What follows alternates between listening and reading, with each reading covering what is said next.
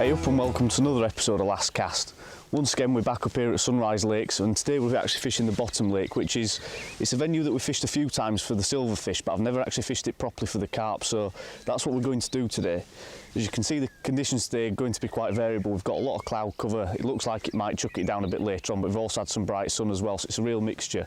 In terms of the water temperature, we've had quite a bit of cold rain going over the past couple of days, so that's going to alter my approach. Normally I'd look at this and I'd try and fish sort of a traditional pellet waggler up in the water and try and catch the carp that way, or fish down the edges, but what I've actually decided to do is just have a rod and line approach today. So as you can see, in terms of the peg, we've got a nice island peg today, and what I've done is I've had a good plumb around on the waggler, as I'll run you through shortly, and I've also led it around really carefully with the method feeder rod to make sure I know exactly what's out there. Looking at the island, first thing to look at is the fact that there's rocks there, so I need to find areas where it's nice and clear. There's plenty of reeds as well, so there's always a risk of stick up. So whenever you're looking to fish close to those sort of features for carp, always have a good plumb around with your waggler rod, lead around with a plummet, and also lead around on your feeder rod, just to build a picture of what's going on out there. So that brings on to sort of the tactics that I'm going to use today. As I've said, I'm going to fish a waggler, I'm going to fish a method feeder, and I've also got a bomb rod set up, so I'm going to look to fish two lines.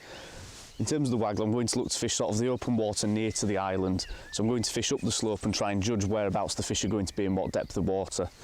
With the method feeder, I'm chucking to a nice feature where we've got some reeds that stick off the edge of the island, and it's deeper there. As you can see, the reeds will run off the island, so there should be about 4 or 5 foot there. Or that's what I assume from leading around.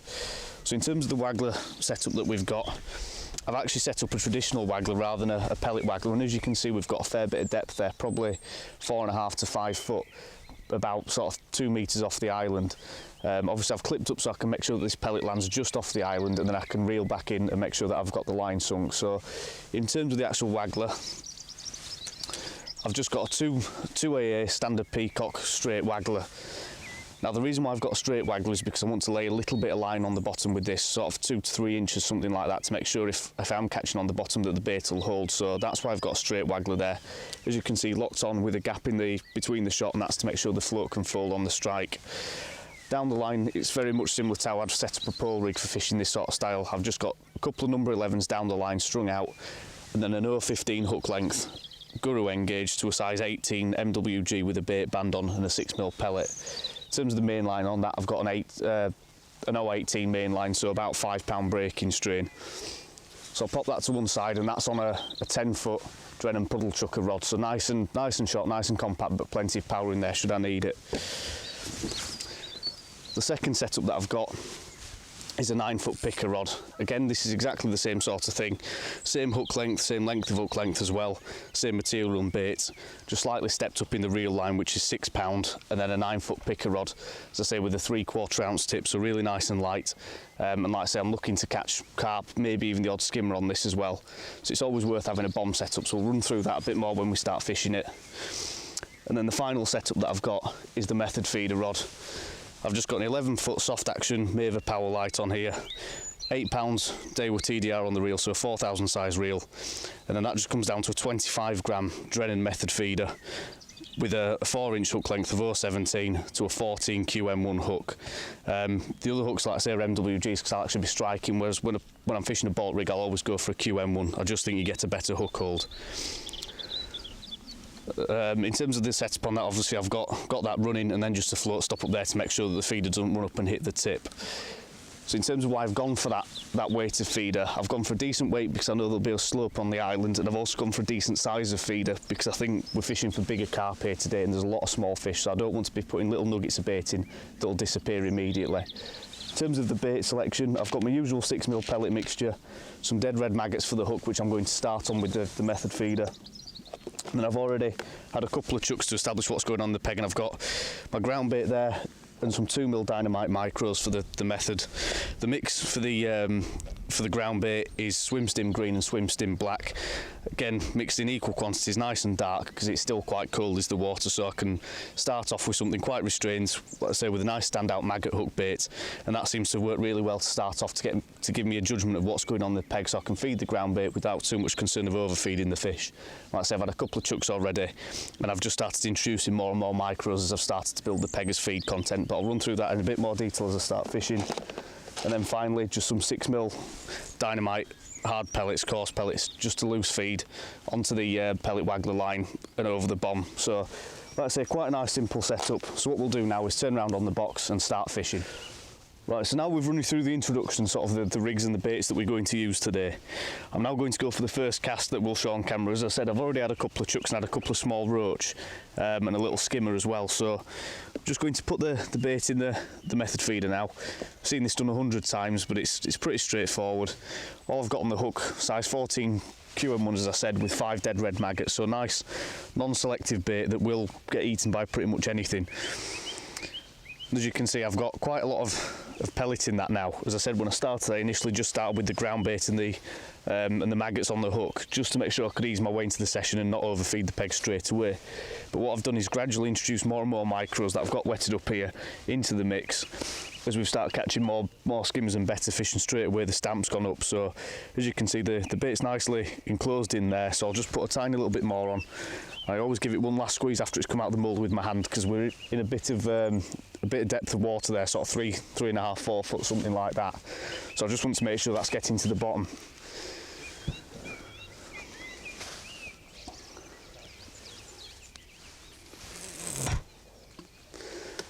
You can see we're clipped up right tight to the reeds there, so in about 3 foot of water. So I'm just going to make sure that's sunk. I've started pulling the line because we're fishing fairly thick line here.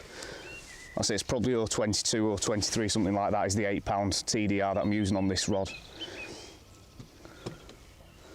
I'm just going to set the rod like that and straight away start firing 2s and 3s of 6mm pellets over my waggler line. As you can see, I'm having to pull the line fairly hard to make sure it sinks. Like I say, because we're using 8 pound and it's flat calm at the moment. You need to make sure that you're just pulling the line to make sure it sinks. But then you're also in contact with the feeder to make sure if you do get a bite that you can hit it. So one of the other reasons as well why I've gone for a slightly heavier feeder, if you're fishing heavier line, you need to make sure you're fishing a slightly heavier feeder as well. So when you're pulling the line to sink it, you're actually pulling against the weight of the feeder and you're not dislodging it as easily. Straight away we've had a line bite there. The good thing is, fishing like this to start off the session, I can just consistently keep pinging 3s and 4s of the 6mm pellet over that pellet waggler and bomb line. Again, I'm not looking to feed tons of bait there, I'm looking to feed sort of 2 or 3 pellets, give it 5 or 10 seconds, then feed another 2 or 3. Because I'm going to be fishing through the water, I don't want to be trying to feed consistently and draw the fish up in the water. That's a bit of a bite there. We've got a fish on, it's just pulled off. And that was a small roach that time. Like I was saying though, when it comes to feeding the pellet waggler and bomb line, I'm just trying to get 1 or 2 fish in the area and start them off feeding, so a little bit of noise. And because I'm fishing through the water to the bottom, I'm not worried about feeding consistently to try and draw the fish up to the surface. Again, the fish will quite quickly show that they want to come up if I start missing bites on that pellet waggler. And that's when I can look to change the feed, and I know the fish are feeding aggressively enough to come shallow. So again, just going to load the feeder. Nice firm squeeze, pull the feeder out, and then just another squeeze with the hand before we cast out again.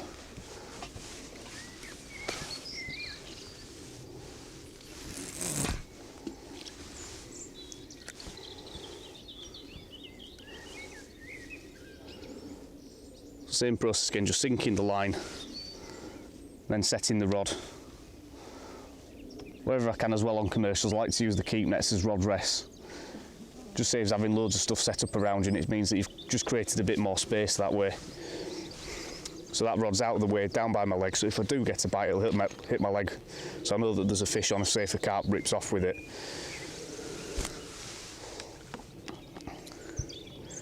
But one thing that's really comes to the fore in this session already is just how quickly after that feeder's gone in that I've been getting bites. Usually it's within 30 seconds to a minute and a half, so if not, I'm reeling back in and casting back out again. If you're getting bites that quickly, it tells you that your mix is working properly, so it's hitting the bottom and breaking down immediately to show the hook bait. But it also tells you that the fish are straight on that bait, so you want to be casting more regularly in that case. You know that bait, when it's going in, is getting eaten. It's quite a sharp liner there. it's getting eaten straight away. So if you've not had a bite in, say, a minute and a half, 2 minutes, reel back in, rebait and cast back out again. Because otherwise you'll basically be fishing with a bare hook bait. Like I say, because we've had bites so quickly after the feed has gone in as well, I know that the silverfish are attacking this mix, so every sort of 5-10 minutes I'm just adding a bit more pellets to the ground bait, just to make it a more rich mix and make sure there's more feed on the bottom. As you can see now, it's probably nearly 50-50 micros and ground bait. Like I say, initially it just started with ground bait. What I've also done as well is I've got my spare ground bait ready mixed up in there, so I can, what I've always got is, like a lot of feeder anglers do now, is they've got sort of like a working tub. So I'll just put a couple of handfuls of ground bait in there and just keep adding pellets as I see the need to.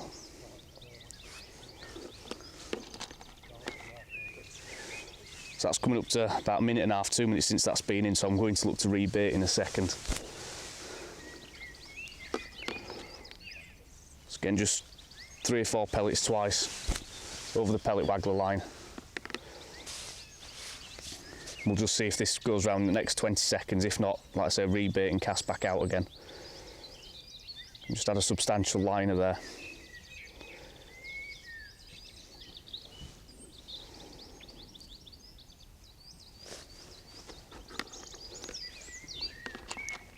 Another liner, so there's definitely still a bit of feed round there.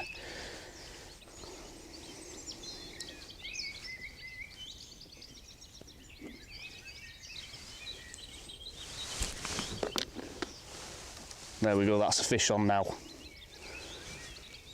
Feels a bit like a skimmer, this.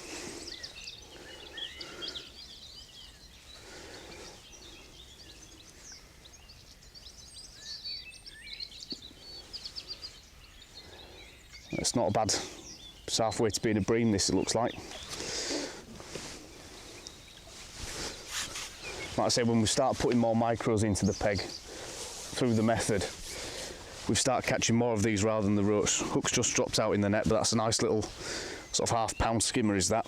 So getting popped in the net. The good thing is with using dead maggots on the hook, they're usually good to go straight out for another fish. So same again, putting a little bit of bait in the bottom now, depending how quickly you're getting bites off the target species. Say for example we're after carp today. If you're getting bites really quickly, I'll tend to put the hook bait nearer to the top of the pile. Whereas today, because we're getting a lot of roach in the peg initially, I'm actually burying the hook bait a little bit more, so it's taking the roach and skimmers a little bit longer to get to it. So that hopefully means that the better fish will have more of a chance to get that bait when, like I say, the roach have pecked away at it and then revealed it.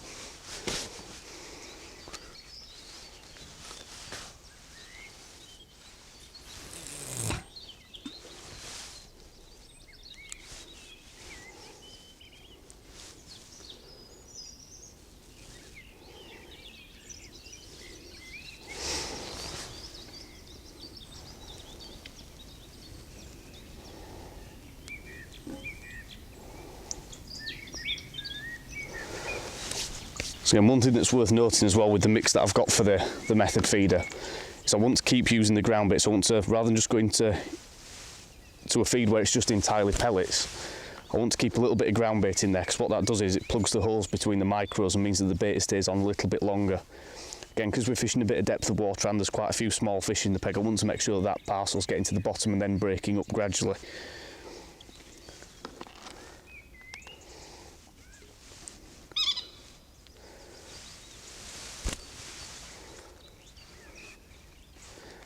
Again, I would always have the option as well to switch to a banded pellet if I saw the need to, but one thing that's got me thinking against that today is the fact that I know that all that bait that's going in on the feed is getting eaten pretty quickly, so if there's a carp there, it'll take it all up in one hit. Whereas if I've got a 6mm pellet on there, the roach might take longer to get to it, but it's a case of they'll already have eaten all the bait that's in the peg, so I need to be recasting anyway. So that's why I'm sticking on the maggot hook bait. Again, we're getting much more positive liners now, as if skimmers are in the peg. It's a proper liner, that one. All the while I'm doing this as well, I'm making sure that I'm keeping that feed going in on the pellet waggler line. And what I will look to do is keep an eye out for swirls or any sort of signs of carp. If there's a bit of fizzing in the peg or whatever, I can start to work out what's going on. There's definitely fish around that method feeder because the tip's moving constantly. It's worth noting on this as well, I've got a nice light 3/4 ounce tip again. Something worth paying attention to when you're feeder fishing or method feeder fishing, depending where you're fishing in your peg, is the weight of your tip. So in this case, because we're fishing on a bit of a slope with a fairly heavy feeder, I'm using a light tip to make sure it's not going to get dislodged too easily. Looked like a skimmer might have picked that up for a second. Whereas when you're fishing on, say, a flat bottom where it's quite silty, you want to use a lighter feeder with a heavier tip and tighten right up to it to make sure that the fish hook themselves. So little things like that are always worth paying attention to. Again, if I was using a really heavy tip and casting where I am now, these lines that I'm getting would have probably dislodged the feeder, and then the feeder's not set in case a carp does turn up. So obviously if a method feeder's been moved, then it's pretty much useless.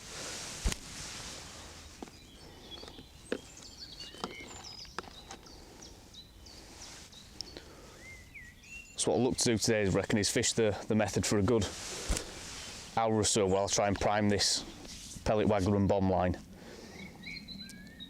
Again, I know full well that 1 or 2 of these 6mm will be taken by roach as well, so I know that I can push the peg a little bit more if it was just really tiny roach and then big carp. There's a lot of fish around that feeder now. If there's a lot of tiny roach and just big carp, then I'd make sure I try to keep the feed a bit lower. Whereas I know that, like I say, quite a few will be taken by skimmers and roach that are a decent size in here.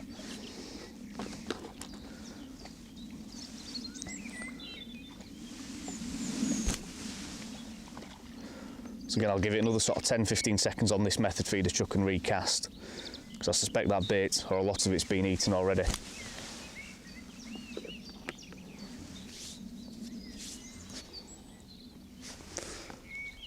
This is one thing to think about when you are method feeder fishing, is the frequency of your casts. You've got to try and judge how long your bait's.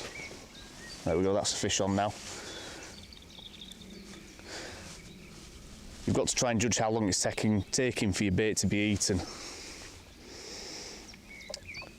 As I've said, there's no point sitting there with a bare method feeder and just your hook bait when all the pellets around it have been eaten. So that's how you want to sort of judge your peg and make sure that you're timing your casts according to how many fish are present in your peg. It's a better skimmer this time again. Okay, not the target species, but if you get a few skimmers in your peg, it doesn't usually take too long for a carp to come in and have a look at the same sort of bait.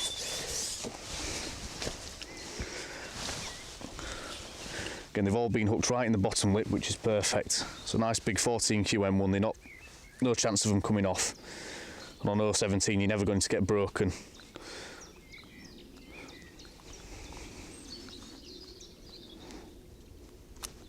So there we go, another skimmer, getting about ½ pound. When we're starting to build the peg. Like I said, when we started we were just getting 1 or 2 roach. Now we've moved on to some better skimmers. So hopefully if we keep the bait going in on that line, we should start to get a few carp.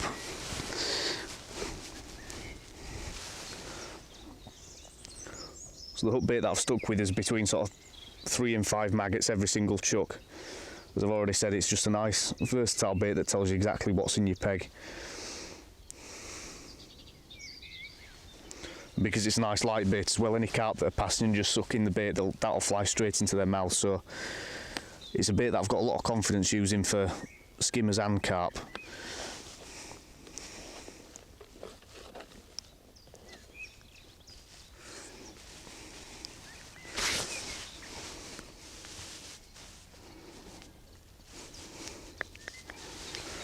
As you can see, that method feed is perfect to go out. You can just see the tail of a maggot there just sticking out, so make sure all the bait's compressed nicely around that. You've got plenty of pellets in there as feed content, and like I say, the ground baits carry it down and attract fish into the peg as well.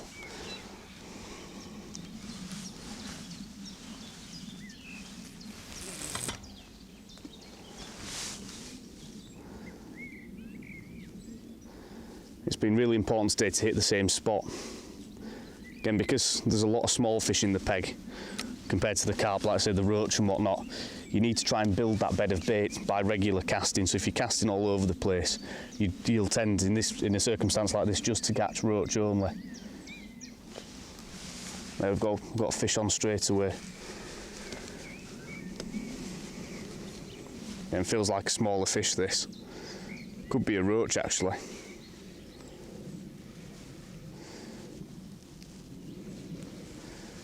So you start to feel a little bit bigger, could be a hybrid, I'm not entirely sure yet.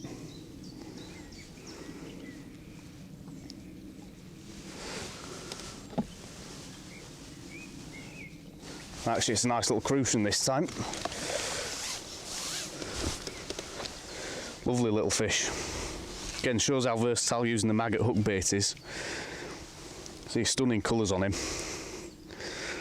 But it shows how quickly that method feed is breaking down, so you can tell the bait's working correctly in that instance.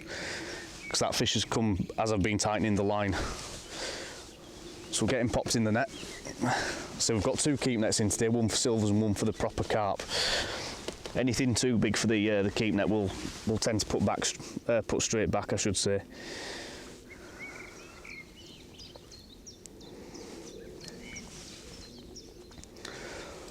So again, I'll rebait, and as I've said, it's just a case of repeating this process. So I think what we'll do now is we'll crack on, keep the method feeder going in, keep loose feeding over that pellet waggler line, and we'll keep you updated if we start hooking a few better fish.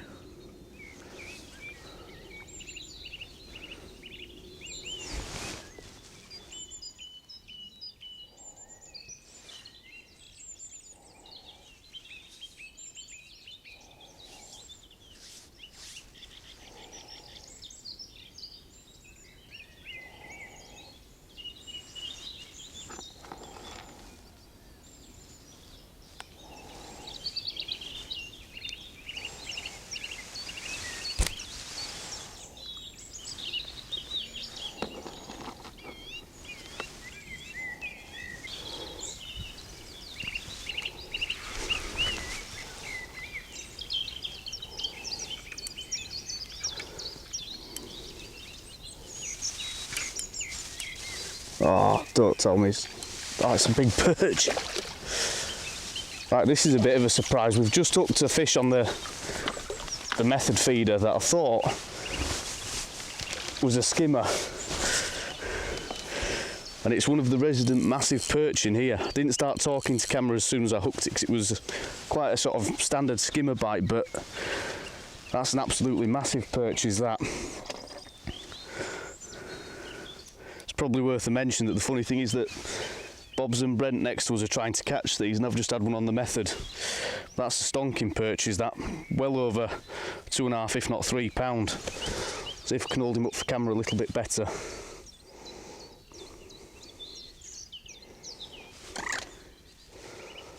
Just chuck this out of the way.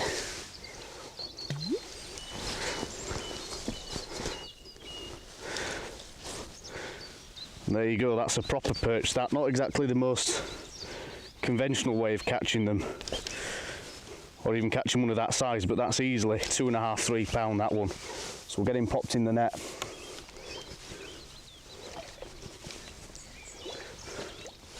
Yeah, I think that's only the second perch that I've ever caught on a method feeder, so not a bad one by that standard. But again, it's worth reiterating, if I was fishing a hard pellet I probably wouldn't have caught that fish, but for whatever reason he's gone over the top, seen the 5 dead red maggots and picked them up.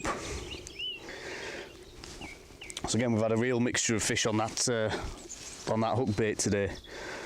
So again, when the water temperatures are a little bit down and you're not sure what you're going to catch, it's worth thinking about that hook bait choice.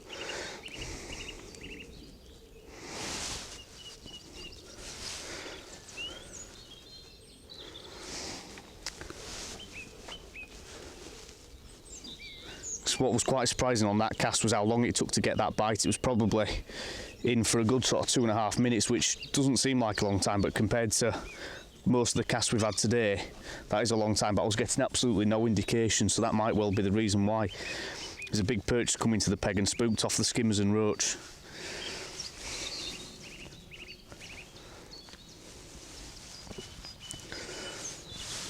So we'll chuck this back out again and see if we get something different.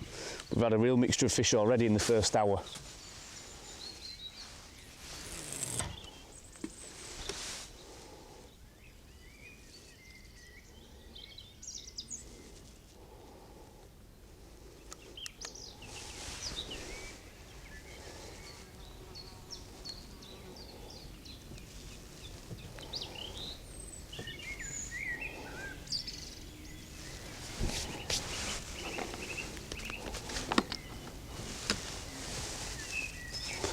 Right, we're into another fish now on the method feeder, just after that perch. I'm not going to tempt fate and say what it is, but I think it could be a bream, this, but say that last big perch that I had, I thought that was a small skimmer. Whatever it is, it's not a bad fish. So we'll see, because if it's another one of these big perch, that'll be a real surprise, but you can tend to catch them in sort of 2s and 3s. It's looking a bit more like a bream, is this. Again, we've not had any of the target carp yet. As you can see, the stamper fish already started to get much bigger. And all the while we're feeding that line with the 6mm pellets, which is a far more selective way of catching them. So hopefully the carp will turn up on that. Like I say, the longer that you can leave a line like that, generally the more confident the carp will be, and they'll come into the peg. But that's another lovely fish. Good skimmer, about £1.5 pounds, something like that. So we'll get him popped in the net, and I think we'll have we've been about an hour or so since we started. So I think another sort of 2-3 casts on the method feeder, and then we'll look to switch that pellet waggler line with the bomb and see what's over that. Again, if the fish aren't there, it's dead straightforward, straight back on the method feeder and just keep feeding it until they do turn up. So we'll get this method feeder back out there and we'll see what we can catch again.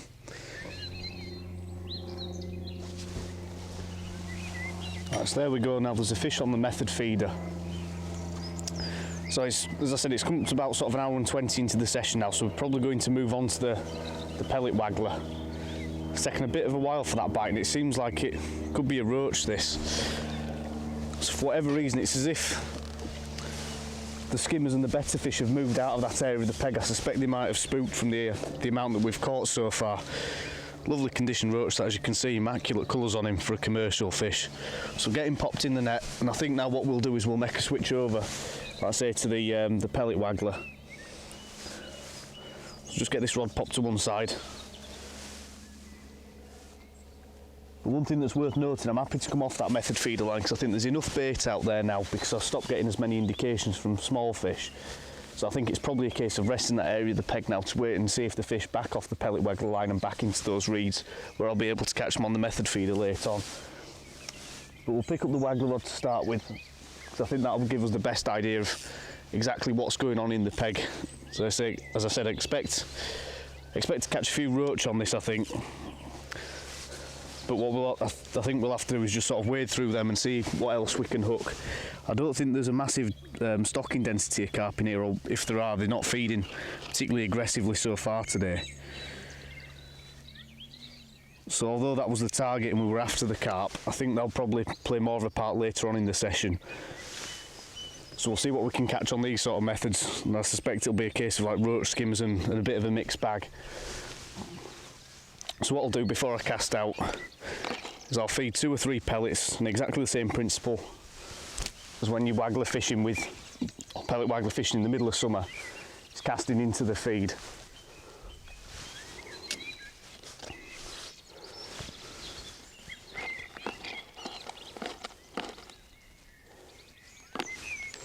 And there we go, we've got a roach on straight away.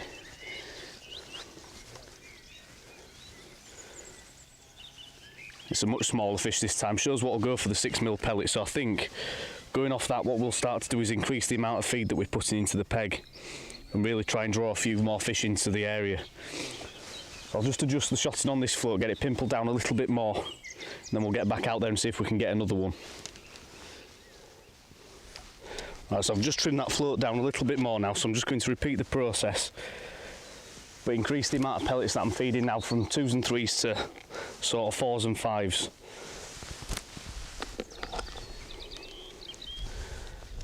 So what I've done with this is I've clipped up to the island so I can make sure that pellet lands just shy of it, give it a nice hard cast getting out there. Again, if the wind picks up, what I might have to do is upgrade the size of float and then look to sink the line when the float's out there. But initially I'm wanting to try and catch through the water, as I said, with having those 2 number 11s down the line. Just get a nice slow fall of that pellet and pretty much catch whatever swims. Now, the reason why I've not gone for the traditional pellet waggler and fishing sort of 18 inches 2 foot deep, instead I've gone to full depth, is because of the changeable weather. The fish I expect to move up and down in the water, so this sort of rig allows me to catch them at whatever depth they're happy to feed at. and equally because the pellet will settle on the bottom as well, and before I reel in, I've got a chance of catching a few skimmers as well, or any carp that might want to stay on the deck.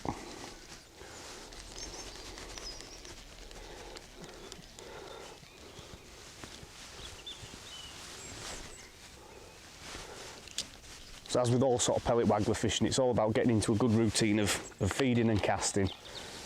So it's a crucial skill to learn when you're fishing like this, to be able to feed with a catapult while you're holding your rod. So that allows you to react to bites and just saves you time, so you can spend more time in the water rather than having to wait till you've reeled in to feed again.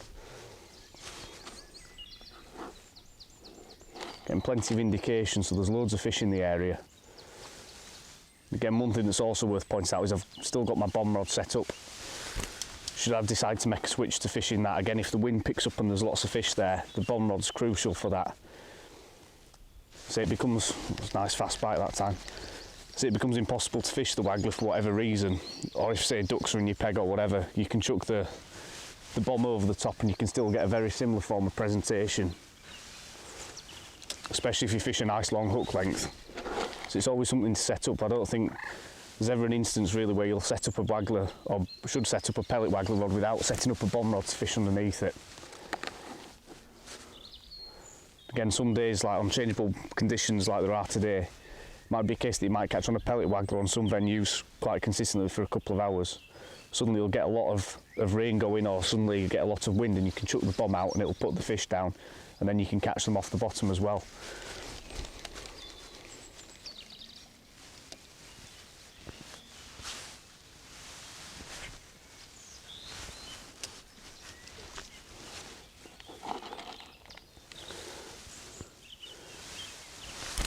Again, another advantage of fishing at full depth like this, sort of 3.5 foot, something like that, on a pellet waggler in this sort of style, especially if the carp are being really cagey and they don't want to go near the splash of a float, then because your pellet's landing so far from the waggler itself, you'll be able to nick those carp that are a bit more wary of the noise. So it's something to consider, is that it's not a case of if you fish at 4 foot deep, you'll catch at 4 foot deep. So I'll say we'll carry on with this process and see if we get a few more fish. Right, so a quick update now. We're about sort of 3-4 hours into the session, and we've had a go on the pellet waggler and bomb, but all we've had is roach up to about sort of 8 or 10 ounce. The carp haven't shown for whatever reason today. I don't know whether it's a case that they're not feeding properly, because we've seen a few cruising, but as I say, it's been mainly the silverfish today, which wasn't really the intention. So as you can see, I've ended up back on the method feeder now, and it's basically like starting from scratch again in terms of what I'm doing with the peg. So I'm just starting off again with just feeding ground bait with just a very odd micro in it, and then once again, as I start to get more and more fish into the peg, that's when I'll start to add more micros into the mix. I say the video's not gone entirely to plan today because I thought the carp would feed, but again, it's something that I mentioned at the start, is I'm not fully up to speed on this lake here in terms of the carp stocks.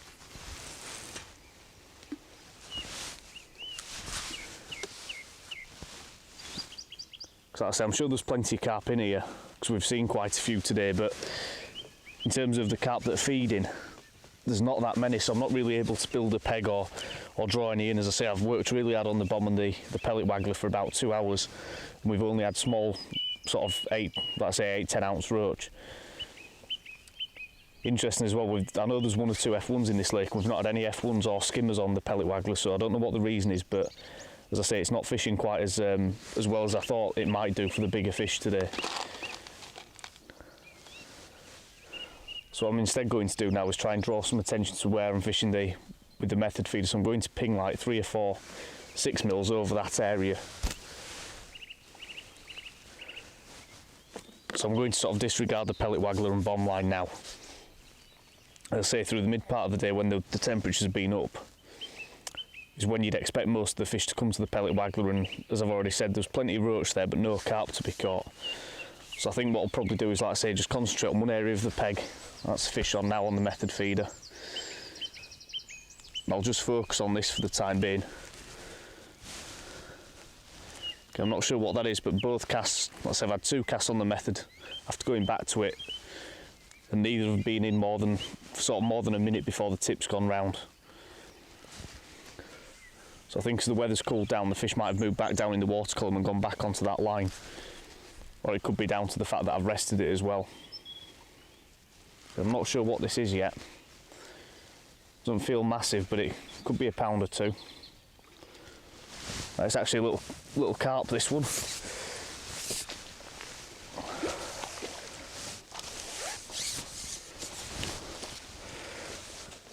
It was only the second cast and we've had a carp. See, these are the sort of fish that I was expecting to crop up on the pellet waggler line. See, lovely markings on him. Really well hooked in the bottom lip. See, stunning little fish, that one. We'll get him popped in the keep net. So if there's one or two of these on that method feeder line, then I'm going to start introducing more micros again. I'll have one more chuck with just the ground bait with the occasional micro in it. We'll see if we can get another bite. So it's turned out today that instead of what we initially planned at the start, which was a bit of pellet waggler and bomb and method feeder fishing for carp, it sort of turned into a bit of a method feeder session for whatever we can catch. But it's still quite interesting to go through what I'm doing on the method with regards to, like I say, introducing more and more pellets as the peg seems to develop. So then compressing that nice and hard to make sure it gets down in the deep water.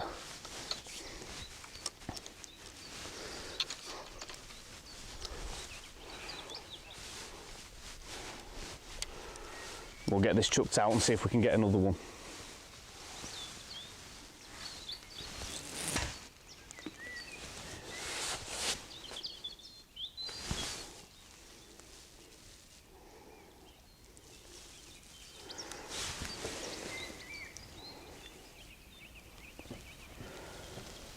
Again, as I said when I started the session, what I've done is, initially, because I've gone back on this line now, I've started putting the hook bait right at the top of the pile, because I'm wanting quick bites and a quick response to try and gauge what's going on in the peg.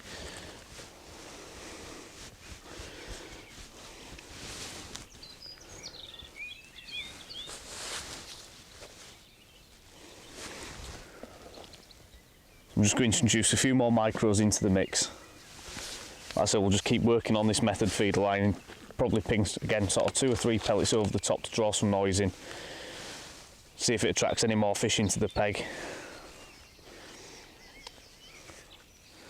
And hopefully as the session progresses, that's a bit of an indication there.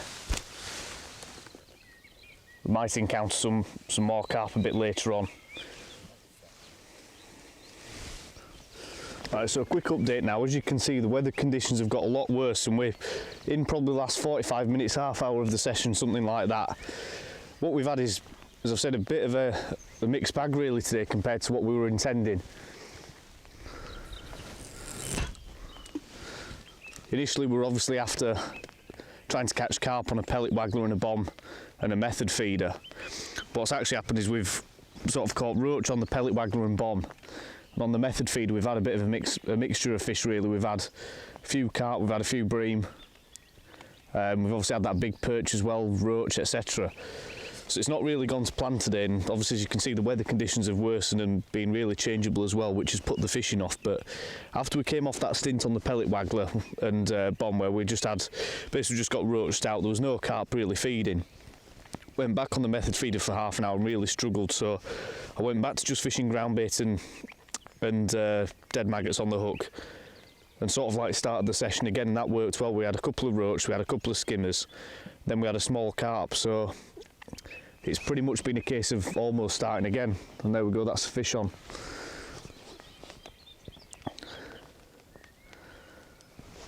I'm not really going to tempt fate and try and guess what it is, because we've had such a mixture today. I think it's just dropped off as that.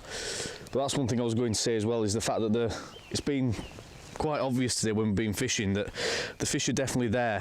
Like I said, we've been casting really tight to the reeds, getting plenty of line bites, and indications that the fish are in and around the feeder, but for whatever reason they're not like getting their heads down and feeding properly. So I've had a few sort of big liners that have dislodged the feeder and that sort of thing, and then suddenly in the past sort of 20 minutes, half hour, it's like it's been a flick of a switch and the fish have suddenly started going down to feed and we've started getting bites again. So that sort of brings you up to speed as to what's gone on in the past couple of hours of the session. So what we're going to do now for, like I say, the remaining part, where we've got probably half an hour, 45 minutes, is just plug away on the method feeder. So we're just going to stick with the 3 to 5 red maggots, dead red maggots on the hook. And the mix that I'm using now is about 50-50 pellets and ground bait. As I said earlier, I've sort of restarted the peg or the method feeder line, just fishing ground bait again, to just make sure that there were a few fish there and I could judge what was going on. And then as more fish have come into the peg and they've started feeding, I've just added more pellets according to bites, and that seems to work quite well. So I'm just giving it one more squeeze before casting out.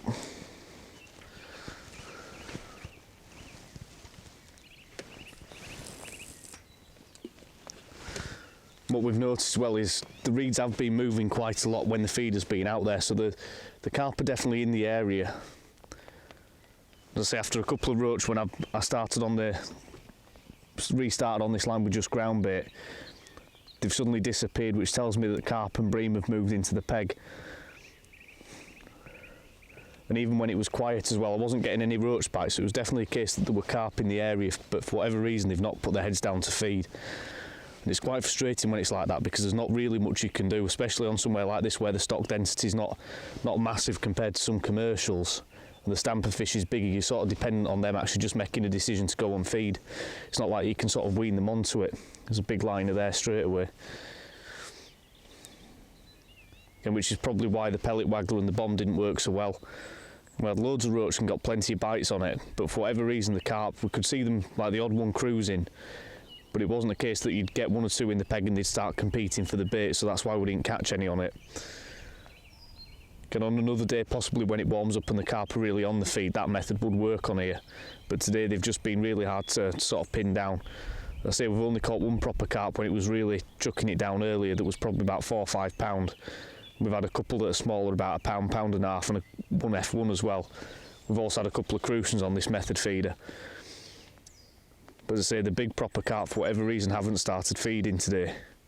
So we'll see if in the last sort of 45 minutes, because we're fishing a little bit later than usual today, we'll see if one or two crop up. Again, that feeder's out there. I've had one big line bite and I've had no further indication, so I know that there's not roach having a go at it, because, as I said at the start of the video, that's why I'm fishing the dead maggot on the hook. So if I know roach are in the peg, they will take that and I'll catch them on this method. So I'm confident now that's out there and there's no roach in the peg sort of eating the micros, so whatever is out there is either skimmers or carp. So back to what I said sort of after the first stint on the method feeder, it's the case now of leaving it for about 5 to 10 minutes per cast, rather than casting every minute and a half, 2 minutes to build up a bed of bait.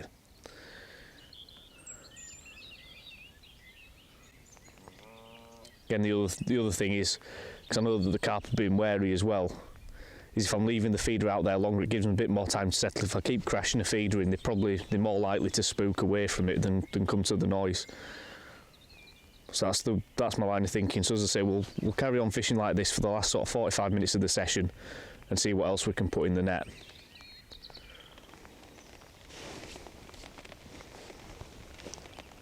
Right, so there's another fish on the method now. Really nice drop back bite that. Could be a skimmer or something. Again, the bites are back to sort of coming in after about sort of 2 minutes or so of the feeder going in.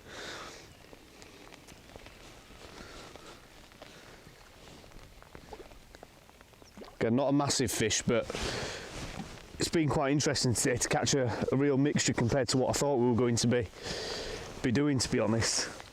As I say, I expected today to possibly be sort of a 40-50 pounder carp day. It's just dropped out in the net as the hook. But what I've actually ended up doing is probably catching a bigger weight in a mixed bag of silvers than we have of the carp.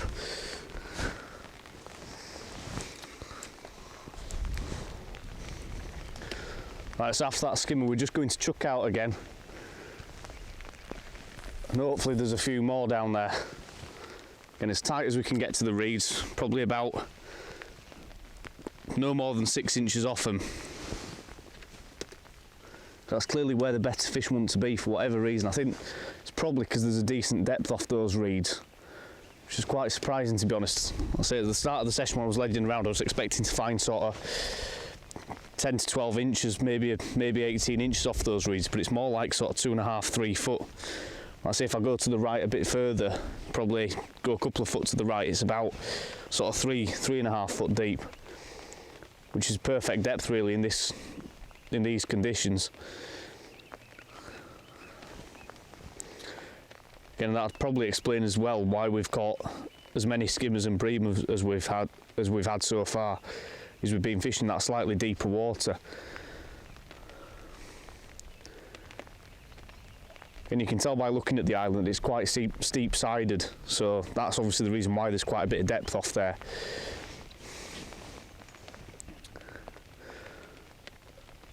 Like I say, which is being the weight of the feeder that we're having to use and the size of the feeder as well, it's much more preferable to chuck in sort of 3 foot of water than it is in sort of 12-18 inches with a feeder of that size, especially when carp are being as wary as they are.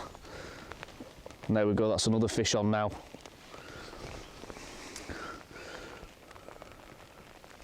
Again, really sharp pull on the rod. This could be another carp possibly, because it's starting to kite to the left. It's certainly pulling back a bit harder than the bream and skimmers have. It's just woken up now. So I'm trying to put quite a lot of pressure on this fish to try and keep it sort of central in front of me. Being that we've got deep margins here and quite a lot of reed cover either side, so we're sort of set back in the reeds a little bit, so I'm just trying to keep the fish directly in front of me where I can. Actually, it looks like another one of these massive perch, and it is. That's a real surprise, is that. It's the second one of the session on the method feeder. Again, not your most traditional way of catching them, but that one feels bigger than the first. That's quite well a PB perch, is that. That could be 3.5, maybe 4 pound, that one. It's absolutely huge. Again, nailed right in the bottom lip with that size 14 QM1, so hooked perfectly. So we'll just get that rig out the way, see if we can hold him up for camera, because that's a massive perch, is that. There you go, another one of them. Possibly slightly bigger than the first, but it feels a lot heavier, it's a lot more dense, is that fish. As you can see, a proper specimen, that, so we'll get him popped in the keep net, but a real surprise to catch 2 on a method feeder like that today. Again, this lake's quite well known for its big perch, but it's usually you catch them on chopworm and caster down the edge. Definitely not on a method feeder like that, but we'll get back out there and see if we can catch anything else. That's a proper fish, is that.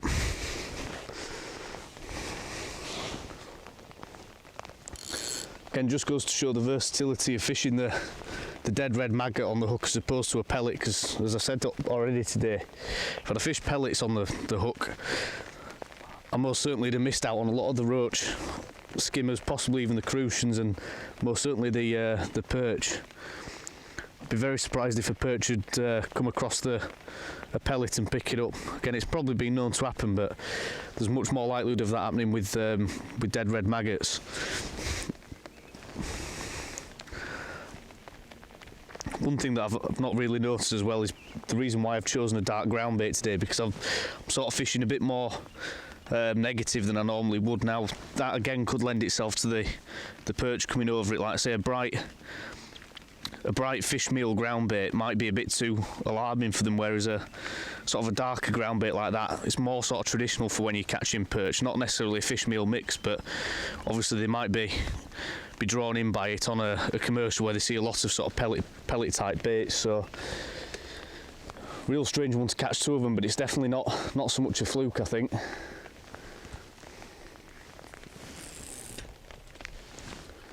Again, chucking that right down the same hole again as where we've had that last perch. Just sinking the line, then leaving the rod set. There we go, we've got a fish on immediately.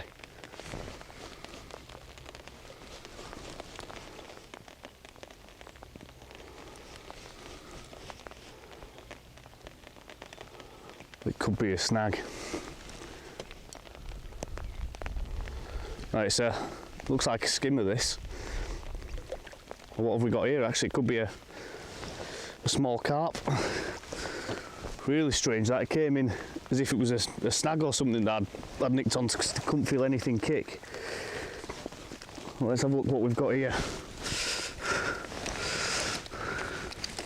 Looks like a small F1 of sorts. And it suddenly decides to go ballistic in the net. Lovely markings on him. Absolutely immaculate condition. Again, that feeder had been in no more than 20 seconds and suddenly the tip's gone round, so it shows that that's where the fish want to be, is right in those reeds. And clearly it's the right time of day or the right conditions for them to start feeding. Right, so we're going to chuck out again, see if we can get a couple more fish, because we've probably got another 15 minutes of the session left. As you can see, the weather's worsening quite significantly.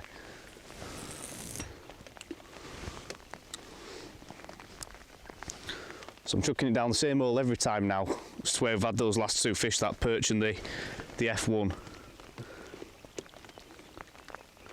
And we'll just see if we can get a couple of quick fish to round off the session before the weather really sets in. It's incredible really when you think when we started the session today it was really bright sunshine.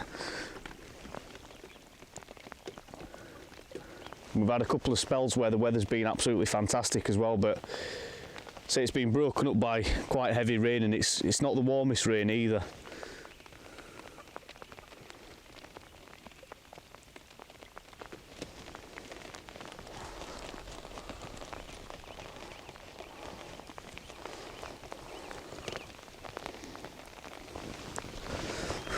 We just had a liner there where it dislodged the feeder, so I'm just going to reset that.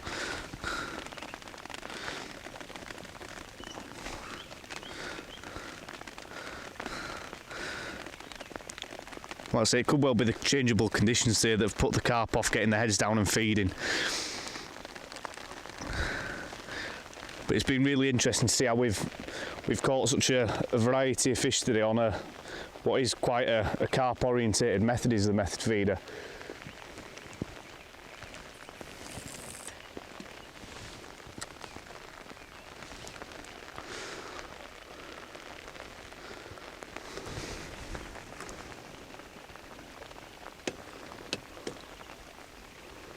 So just going to gradually tighten up to that feeder now, making sure not to dislodge it, and that's set perfectly. Again, the interesting thing today on the method feed has been chopping and changing, like I say, sort of modifying the mix as the session's gone on to introduce a bit more bait, or like I say, when we've had to cut down on the feed, just revert back to pure ground bait, and I think that's really helped us keep the bites coming today. I think if I'd have put pure pellets on the feeder and just fish like that all day today, I'd have quickly overfed the fish, because it seems like they've been wanting to feed just in sort of short windows really. But it'd been quite easy to overfeed the peg if I'd have been casting every sort of minute or two and just putting micros in. I don't think there was enough carp in the peg, or even enough bream at times to clear all that out, so I think it's been the right way to go today. Like I say, fishing a nice non-selective bait like dead maggots on the hook, being able to catch a real variety of fish, so it's been a nice session. Again, I think it might have to wait till the weather warms up properly and we get into sort of the start of summer that we revisit fishing a pellet, waggler and a bomb. Again, today the idea behind it was fishing through the water a bit more, but like I say, there's not been enough carp in the peg today to really get them to compete and be able to catch them on it. We've probably caught about 5 pound of roach fishing like that though over the sort of hour and a half, 2 hours that we fished it. But it wasn't the most effective way of catching fish, but I think going on to that and resting the method feeder line definitely helped, because like I say, when we were fishing the method feeder on the first stint, we ended up fishing for a bit longer than I thought. We fished for a couple of hours, and it got to the point where bites were drying up as the sun was coming out, so I think we did the right thing in switching, resting the line and then going back onto it. And like I say, we've had a good couple of runs of fish where we've had a nice variety and some decent stamp fish as well. It's quite a big liner developing there. And a lot of the bites that we've had though haven't exactly ripped the rod off the rest as they would do in summer. Even with bream and skimmers, when you catch them on a method, you'd expect them to sort of really pull the rod round, but a lot of them have been quite tentative bites today. So that's why you see I've had to sort of strike the hook home a little bit, because I'm fishing a running rig, which is something I've not put across as yet in the video. I've just preferred to do that from a fish safety point of view, and also I think you pull out less fish as well when it comes to catching skimmers and roach and things on a method feeder. If it can run, I don't think you pull out quite as many of them.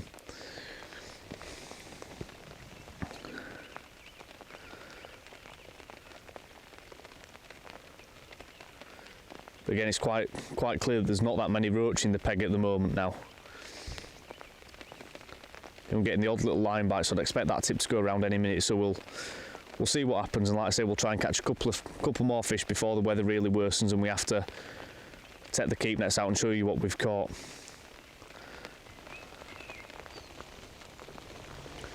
Right, there we go, that's another fish on the method feeder now. And I think what we'll probably do is call this the last one of the session. Doesn't feel massive, but I say it's been quite easy to be proved wrong today, trying to guess what fish is on the end. It's nodding its head quite heavily, so you never know, it could be a perch. It looks like a small skimmer, this. And it is, but I think we'll call this the last one of the session today. So I've had a real mixed bag compared to what we intended to catch. But can't complain really, especially when conditions have been as they have been, really variable as well. See, that one's covered in spawning tubercles, so it's not long before these fish will be spawning either. So we'll just get him unhooked, get him nailed right in the bottom lip, nice little skimmer. We'll get him popped in the keep net, and then we'll have a look at what we've caught. Right, so as you can see there, that's our carp net. Not a massive amount today at all by any stretch. We've had one decent carp that's probably about sort of 3-4 pound, a couple of small ones and a couple of F1s. Again, at the start of the session we said these were what we're after, but today they just haven't played ball. But what we've had to do is chop and change and adapt. We've ended up catching a decent bag of silvers on the method feeder. So what we'll do, we'll get these popped back and then show you what we've caught in terms of a silvers net. Right, so as you can see there, that's our bag of silvers, and after pulling this out, that must be at least 20-25 pound in there. Variety of skimmers, we've got a couple of crucians in there.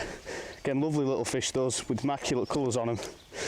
We've obviously got plenty of skimmers, a few roach and those two massive perch as well. We'll try and get a couple of close-ups of those afterwards. But as you can see, that's a fantastic net, and a real surprise to catch those on the method today when we actually intended to catch carp. But again, when conditions are changeable like this, we've adapted what we've done with the method feeder a little bit, and we've caught a fantastic bag of silvers, which is, again, not the most conventional way of catching them, but we've had a brilliant day of sport here at Sunrise Lakes on the bottom lake. So what we'll do is we'll get these popped back, and as always, thanks for watching. Don't forget to subscribe, and we'll see you on that next episode.